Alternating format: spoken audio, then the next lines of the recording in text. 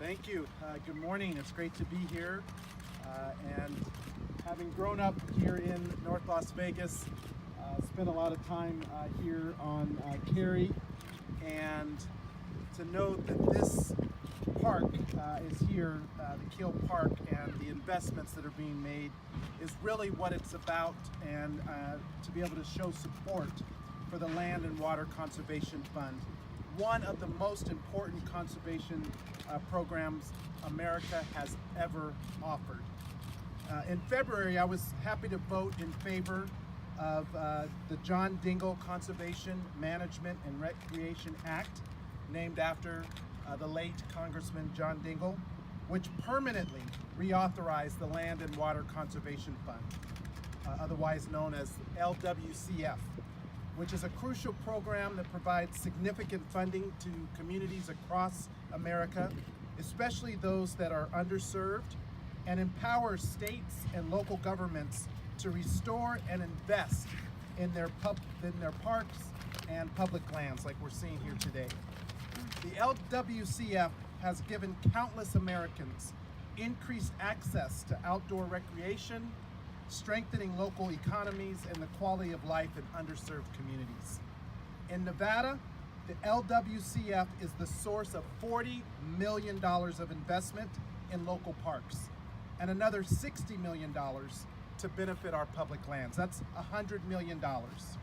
The very park we stand in today, Kiel Park, was restored using $121,000 from the LWCF, helping transform Kiel Ranch from a neglected and fenced-off space to a park that families throughout North Las Vegas and the entire area can enjoy. As the congressman for this area, I will continue to support the LWCF and programs like it that bring direct and significant investments to the state of Nevada, a state that is too often shortened on federal funding. However, now that the LWCF has been permanently reauthorized, Congress and the President must follow through and pass funding to make sure the LWCF receives the funding it was authorized. And as a member of the Budget Committee and Ways and Means Committee, we will make sure that we provide the necessary oversight so that is done. That is why I joined my colleagues in sending a letter to the House Appropriations Subcommittee on Interior, Environment, and related agencies to advocate for increased funding for the LWCF in fiscal year 2020. And today, I'm happy to report that the Appropriations Committee fulfilled our request and voted just last week to provide $524 million in funding for the LWCF. This is an increase of $85 million from last year and $491 million more than was requested in the Trump budget proposal. I hope the Senate and President accept our proposal to provide robust funding for the LWCF and vote to give communities the resources they need to conserve and protect their land and parks.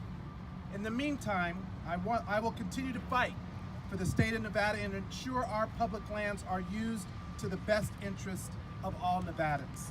That includes fighting against all efforts to bring the nation's nuclear waste to Yucca Mountain, which is not supported by Nevadans and is a direct threat to public safety. I was proud to keep funding for Yucca Mountain out of the Energy and Water Appropriations Bill. In fact, we won that vote. We beat the Republican amendment by one vote. There were 14 Democrats who had voted for that bill last Congress. 11 of them changed their vote and voted with us this time. And I'll continue fighting efforts to force hazardous nuclear waste on our state.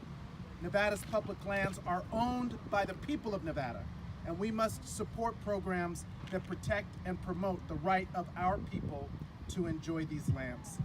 Thank you so much for the opportunity to be here today. This is a great facility, a beautiful day, and a reminder of what the LWCF is doing to invest in all of our communities.